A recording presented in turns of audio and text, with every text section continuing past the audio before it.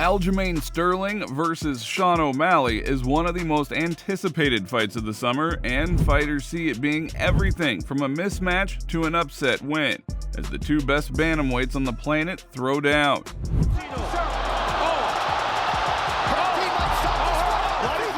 He's gonna go to sleep. Yep, he's gonna go to sleep.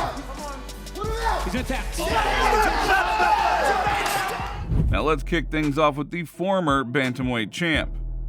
When Aljamain Sterling and Sean O'Malley step into the octagon to face each other, we will be seeing the two best bantamweights in the world going at it. Aljo claimed the 135-pound throne by upsetting Petr Yan, and then solidifying his spot by beating legends like TJ Dillashaw and Henry Cejudo.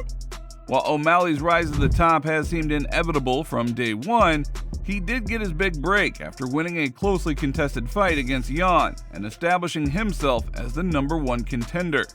Now finally, after months of waiting, we will get to see one of the best grapplers in the game take on one of the smoothest and slickest strikers.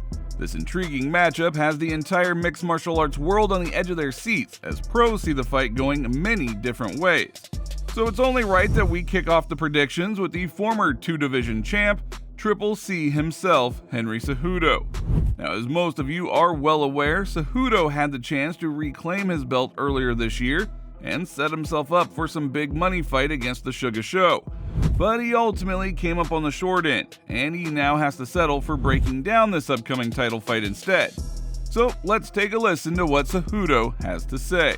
Stylistically, this is great for a guy with the style of Aljamain Sterling. But we can, as much as I play around about Sean O'Malley, if he does have the right game plan, and if he does have the right base, and he's worked on those positions, those situations, with a guy like Aljamain Sterling, could he get the win? Yeah. However, Cejudo would continue by questioning whether or not O'Malley has developed his wrestling to the point where he can keep Aljo off of him. That is really the big question mark going into this fight. Aljo is known for his incredibly dominant back mount, and if O'Malley has no answers for that, then it might be a quick night for the Suga Sean, and that's the last thing O'Malley's fans want to see. As far as the fight itself is concerned, welterweight contender Colby Covington believes that this is the best fight the UFC can currently make in the 135-pound weight division. And you know, if Colby has something positive and nice to say, he truly must mean it.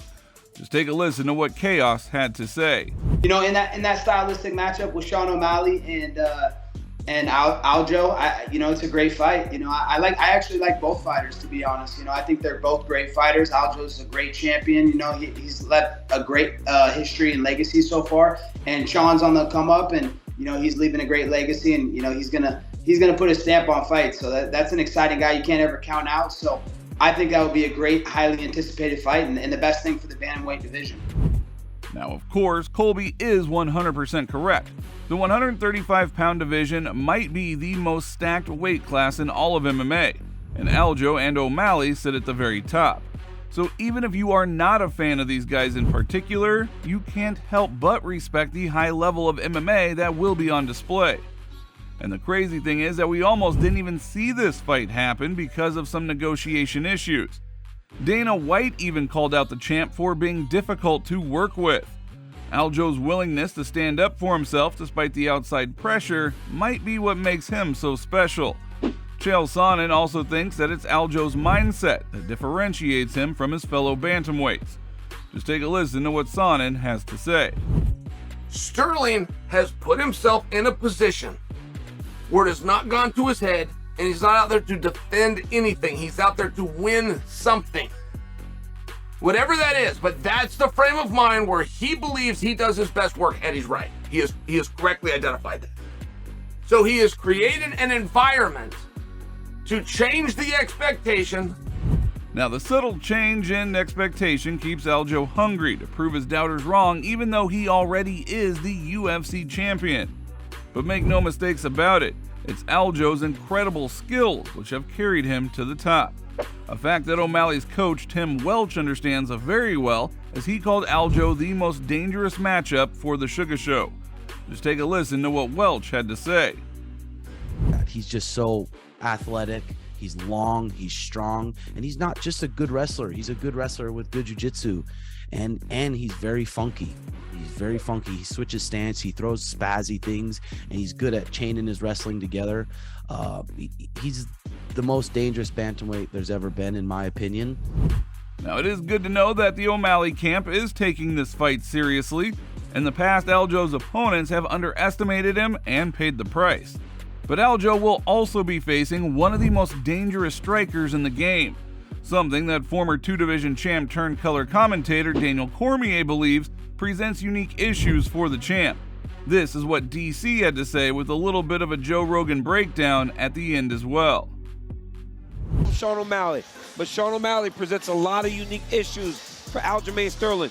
The striking and the length that Sean O'Malley operates at can be difficult for anyone in the 135-pound division. The speed as well. I mean, Suga Sean has ridiculously fast strikes, particularly his straight punches. Now, every bantamweight contender will be glued to their TV screens when this fight goes down, including Chito Vera. Even though Vera lost his last fight, there is a possibility he could skip the line and get a crack at the title if Sean O'Malley ends up becoming champion. After all, Chito is the only person to beat O'Malley, despite O'Malley hilariously claiming an undefeated record to this day. When Vera was asked about his thoughts on the upcoming title fight, he questioned O'Malley's resume and whether he actually deserves the title shot. So there is plenty of bad blood between the two still. But before we get to that, let's just take a listen to what Chito had to say. Yes, you look good in the jam fight. People was expecting less from you. Yeah, but you still a fighter. He can still fight. But how good is he? Like, who he beat? Like, who he's been in a fight with? You know what I'm saying? That one-punch team won't last forever. Now that we've seen what the MMA community thinks of this epic fight, it's only right to see what the two guys fighting have to say. Aljo and O'Malley have gone back and forth plenty of times over the years, so there is a lot of material to pull from. But in one of the most recent interviews, O'Malley promised a finish and told Michael Bisping he will KO Aljo when they fight. Just take a listen to Suga Sean's bold prediction. I truly in my heart believe I can put his lights out. I've seen him walk. I've seen his striking, which is awkward, and it's not necessarily great, but it is great for MMA. He does, it's effective. That's what it is. It's effective. Yep. He's good at not like getting in a fist fight, which, hey, you can't hate him for that. No one really, there's very few people that are like, yeah, I want to get punched. So, he doesn't really want to get hit, but I believe I can bring him into that fight. I believe I can crack him. Now, as far as Aljo is concerned, this fight is about getting his respect. Despite being the champ, he believes he isn't talked about highly like other champions, and he's looking to put on a performance of a lifetime against the hype train of Suga Sean and show the world that he is a pound-for-pound great. Just take a listen to what the champ had to say. We had this fight, and it's like, dude, we are not the same, dude. We are just not the same.